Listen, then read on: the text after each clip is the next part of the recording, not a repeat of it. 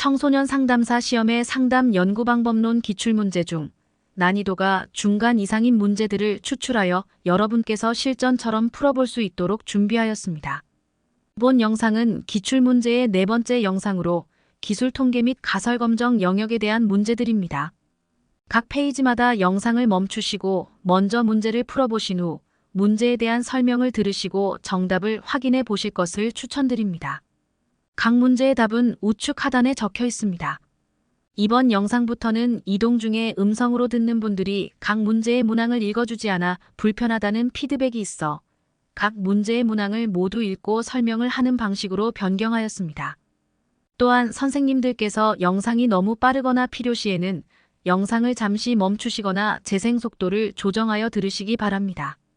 먼저 기술 통계 영역의 문제들입니다. 1번 문제는 주어진 자료의 청소년 상담사 150명의 평균, 중앙값, 분산을 구하라는 문제입니다. 합계가 1500, 최빈값이 10, 표준편차가 4, 최소값 5, 최대값 22, 제1사분위수 5, 제2사분위수 12, 제3사분위수 18로 주어져 있습니다. 평균은 합계를 전체 명수로 나눈 값이기에 1500 나누기 150을 하면 10입니다. 중앙값은 가운데 값으로 이는 제2사분위수와 같은 값입니다. 따라서 12입니다.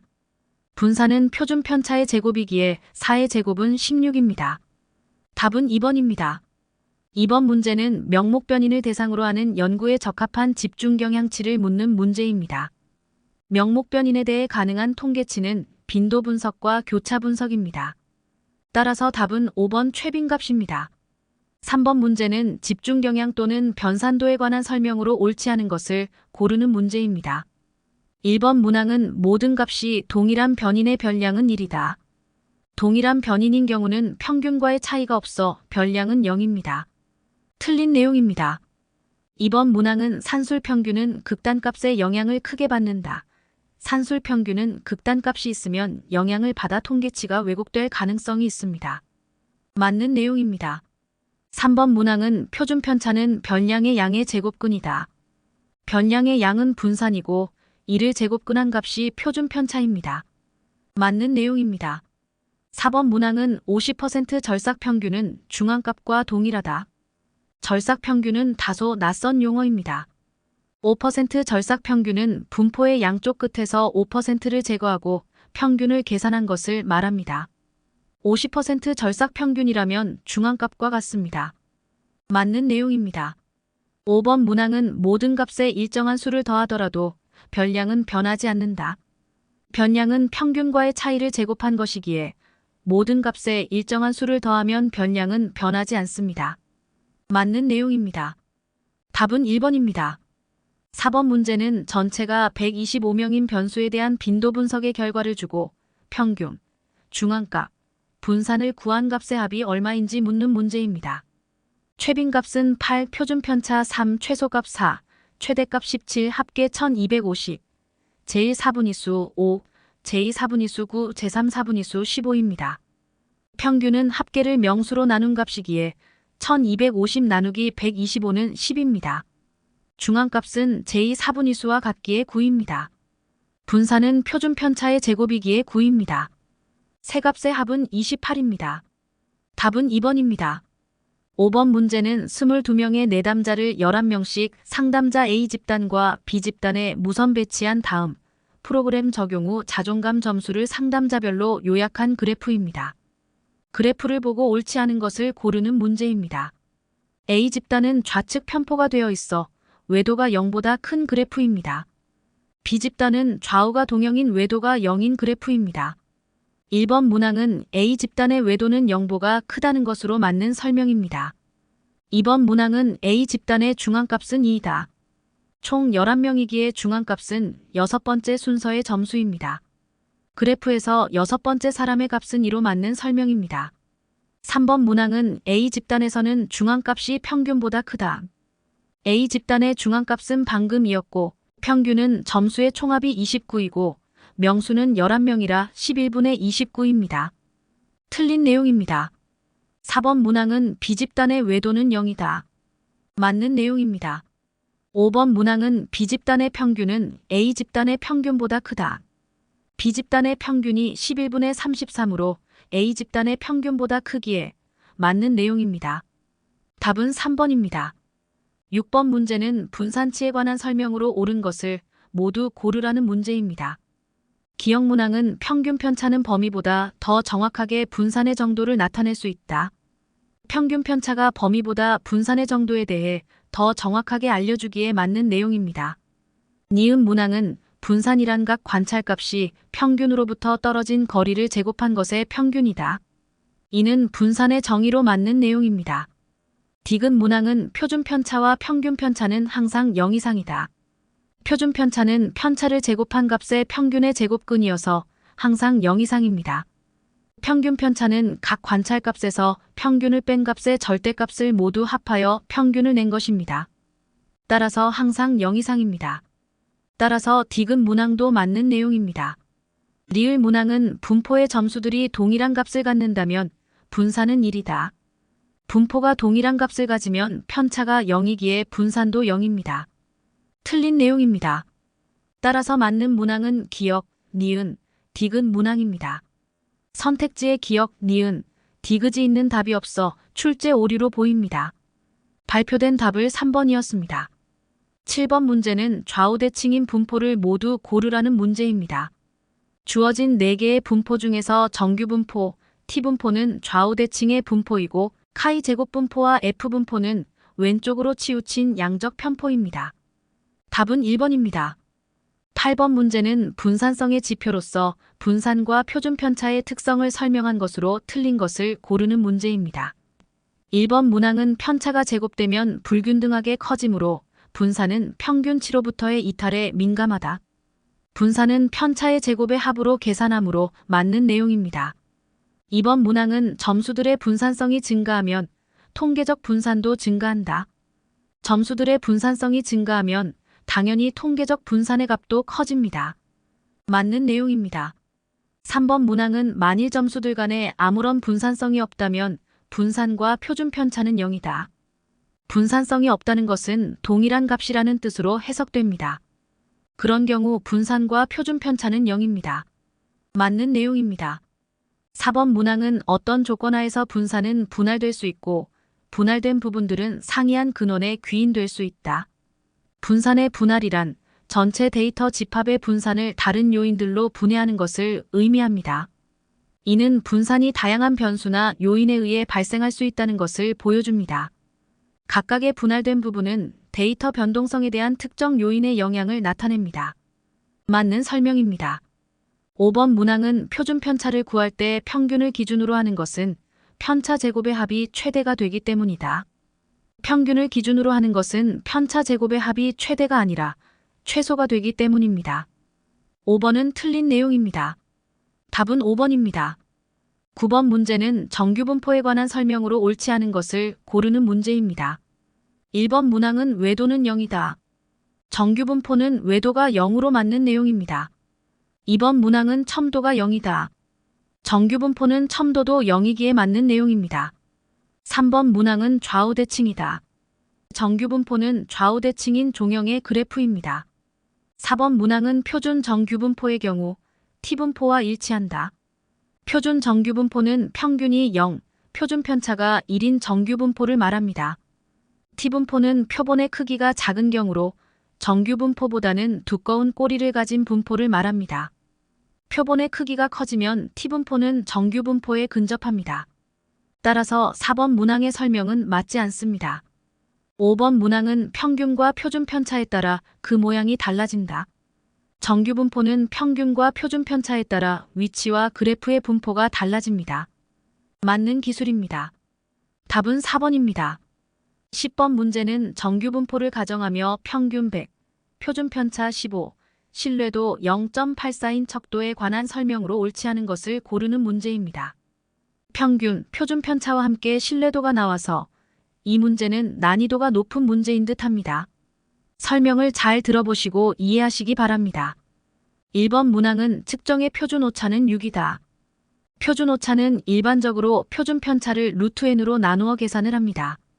또한 표준 오차와 신뢰도 계수와의 관계 공식은 표준 오차는 표준 편차에 1- 신뢰도 계수를 한 값에 루트를 씌운 값을 곱한 것입니다.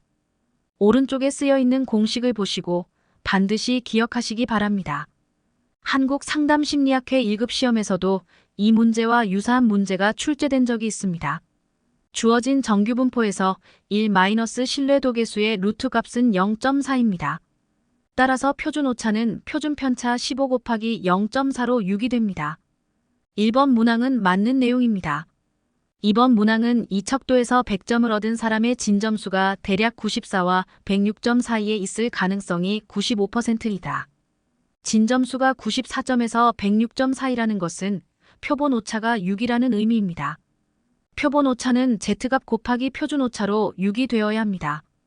따라서 Z값은 1이 되고 Z값이 플러스 마이너스 1인 경우의 확률은 68%입니다. 따라서 2번 문항은 틀린 내용입니다. 3번 문항은 관찰점수 분산에 대한 오차점수의 분산 비율은 0.26이다. 신뢰도가 0.84라는 의미는 전체 변량 중 진점수의 변량의 비율이 0.84이고 오차 변량의 비율은 0.16이라는 의미입니다. 맞는 내용입니다. 4번 문항은 이 척도의 규준 집단에서 약 95%는 70에서 130점 사이를 받았다고 볼 수 있다. 95%에 해당하는 Z점수는 약 2입니다. 따라서 2 곱하기 표준 편차 15는 30이 됩니다. 따라서 70에서 130점 사이에 있을 확률이 95%가 맞습니다. 5번 문항은 관찰점수 분산에 대한 진점수의 분산 비율은 0.84이다. 앞에서 설명한 내용으로 맞는 내용입니다. 답은 2번입니다. 11번은 주어진 내용이 설명하는 것을 고르는 문제입니다. 표본을 사용하여 모수를 추정할 경우 모집단의 실제 분포와 상관없이 표본의 수가 많다면 표본 평균의 표본 분포는 정규 분포에 근접한다. 이 내용은 중심극한 정리입니다. 답은 2번입니다. 12번 문제는 정규 분포에 관한 설명으로 옳은 것을 모두 고르는 문제입니다. 기억 문항은 정규 분포의 위치와 모양은 평균과 표준 편차에 의하여 결정된다. 이 내용은 맞는 내용입니다. 니은 문항은 정규 분포 곡선과 X축 사이의 면적은 항상 1이다. 이 설명도 맞는 내용입니다. 디귿 문항은 X값의 범위는 마이너스 무한대에서 플러스 무한대 사이이다. 맞는 내용입니다. 따라서 답은 5번입니다.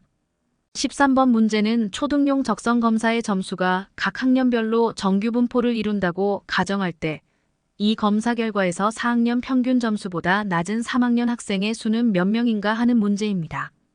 4학년의 평균 점수는 38점이고 3학년의 평균 점수는 32점입니다. 따라서 3학년 학생 중 38점 미만인 학생의 수를 묻는 문제입니다. 38점은 평균과 6점 차이로 3학년 표준 편차가 6점이므로 1표준 편차에 해당합니다. 따라서 1표준 편차는 34%여서 38점보다 낮은 학생은 50 더하기 34로 84%입니다. 따라서 200명 곱하기 84%는 168명입니다. 답은 4번입니다. 14번 문제는 한 검사의 평균이 200점이고 표준 편차가 50인 정규 분포에서 이 검사의 250점과 150점 사이에 포함되는 사례들은 전체 집단의 몇 %로 추정할 수 있는가라는 문제입니다. 250점은 플러스 1표준 편차이고 150점은 마이너스 1표준 편차입니다. 따라서 플러스 마이너스 1표준 편차의 넓이는 68.26%입니다. 답은 3번입니다.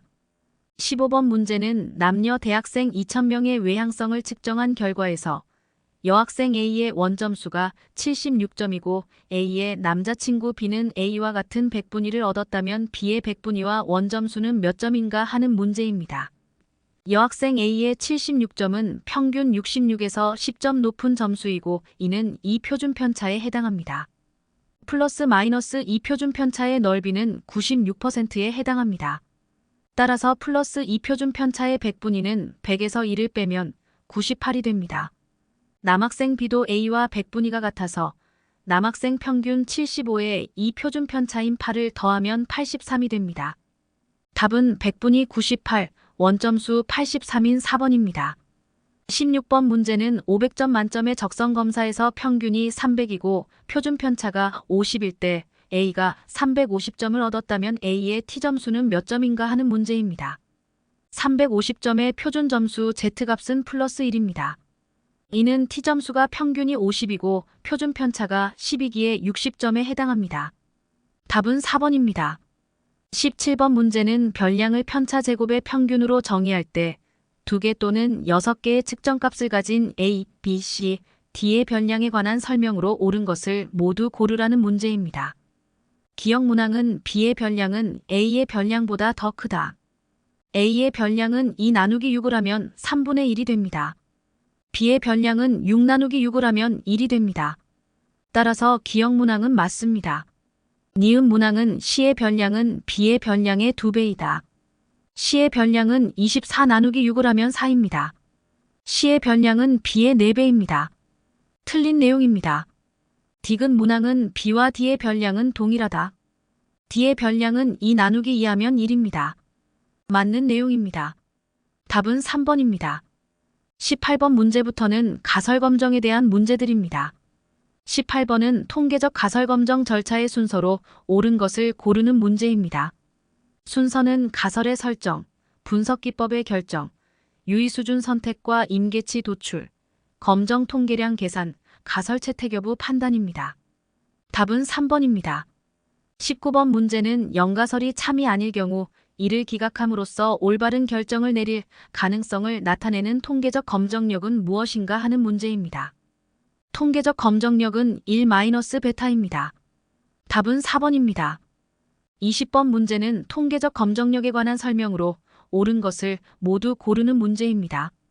기억 문항은 연가설이 참일 때 연가설을 채택할 확률이다.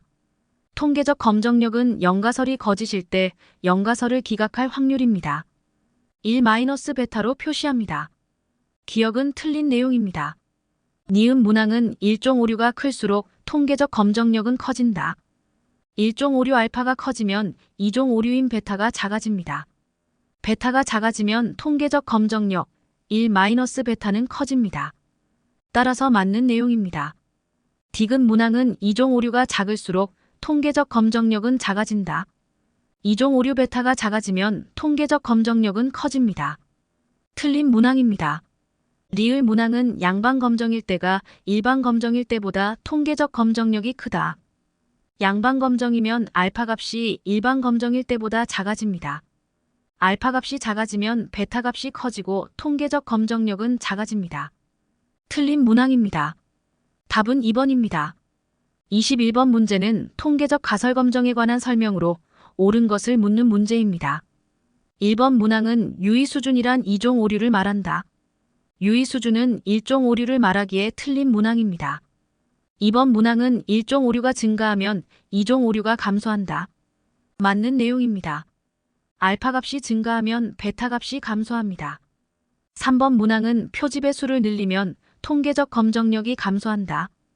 표집의 수가 늘어나면 통계적 검정력은 증가합니다. 4번 문항은 1종 오류가 감소하면 통계적 검정력은 증가한다. 1종 오류 알파 값이 감소하면 2종 오류 베타 값이 커지고 통계적 검정력은 감소합니다. 틀린 문항입니다.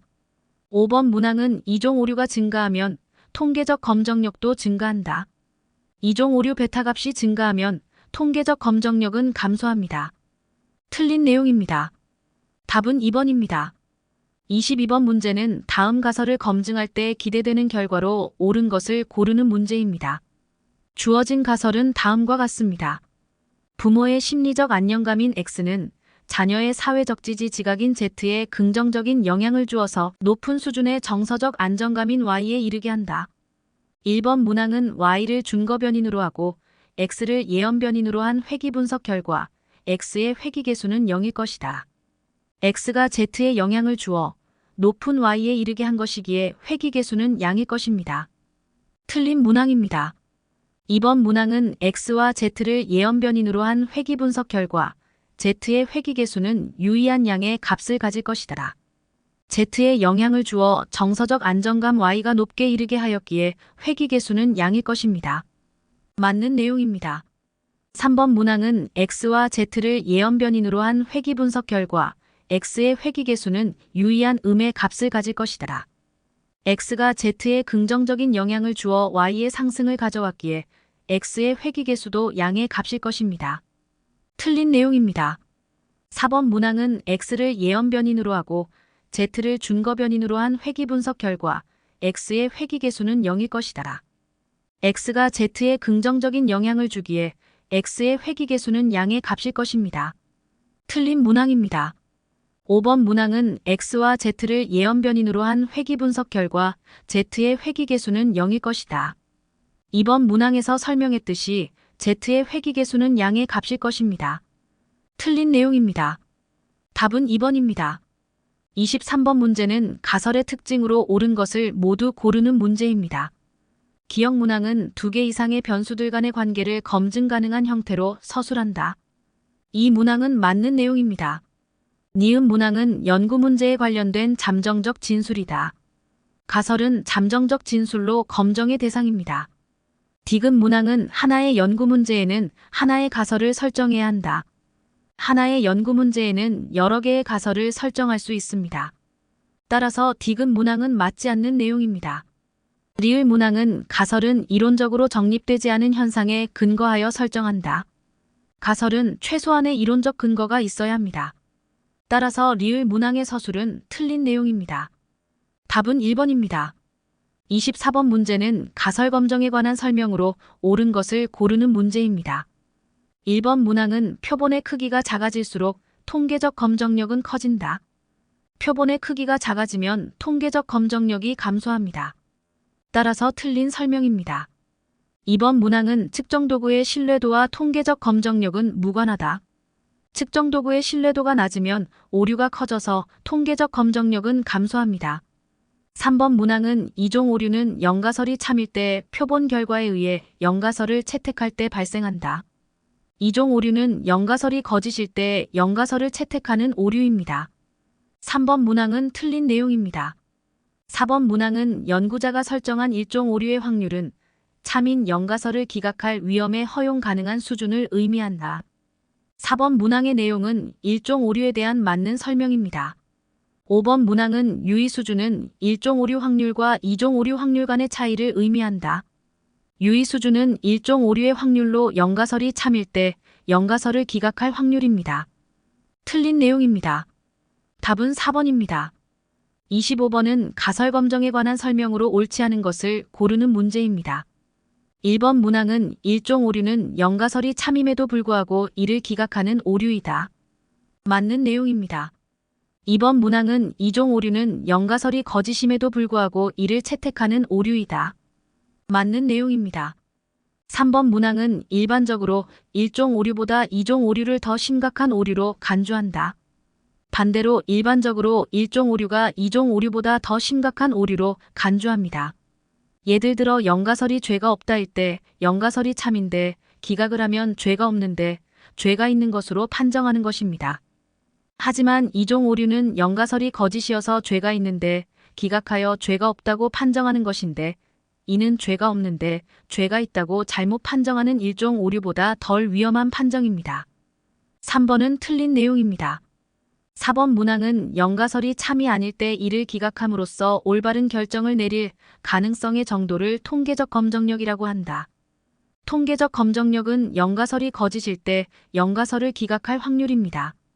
5번 문항은 일반적으로 일종 오류의 확률이 작아질수록 이종 오류의 확률은 커지고 통계적 검정력은 작아진다. 이종 오류가 커지면 통계적 검정력은 감소합니다. 맞는 내용입니다. 답은 3번입니다. 26번 문제는 유의 수준과 유의 확률에 관한 설명으로 옳은 것을 고르는 문제입니다. 1번 문항은 가설 검정에서 제2종 오류는 유의 수준과 일치한다. 유의 수준은 일종 오류와 일치합니다. 틀린 기술입니다. 2번 문항은 유의 확률이 유의 수준보다 낮으면 영가설이 기각된다. 2번 문항의 설명은 맞는 내용입니다.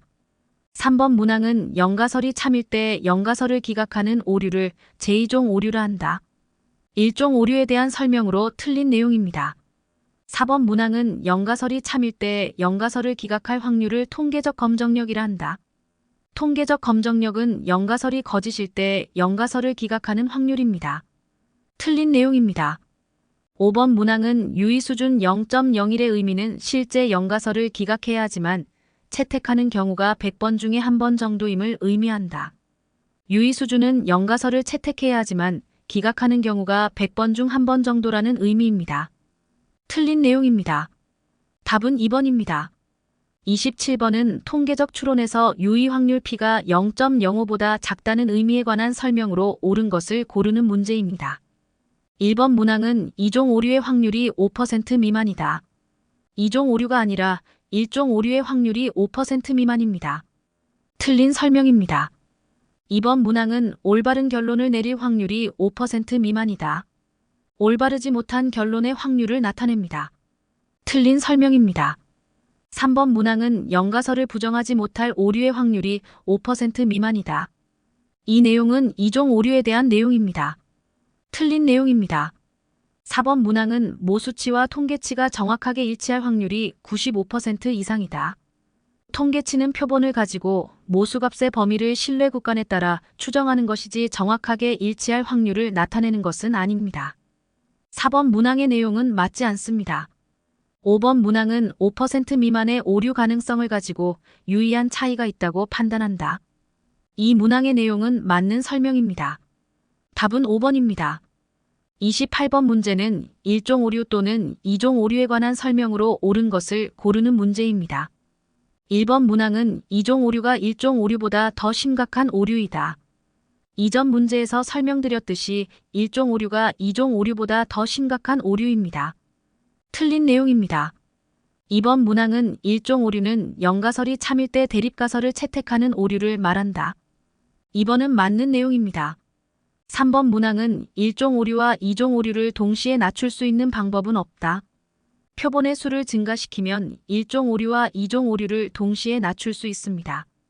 따라서 낮출 수 있는 방법이 없다는 것은 틀린 내용입니다. 4번 문항은 1종 오류는 1-알파로 표현된다. 1종 오류는 알파로 표현하기에 틀린 내용입니다. 5번 문항은 2종 오류는 1-베타로 표현된다. 2종 오류는 베타로 표현하기에 틀린 내용입니다. 답은 2번입니다.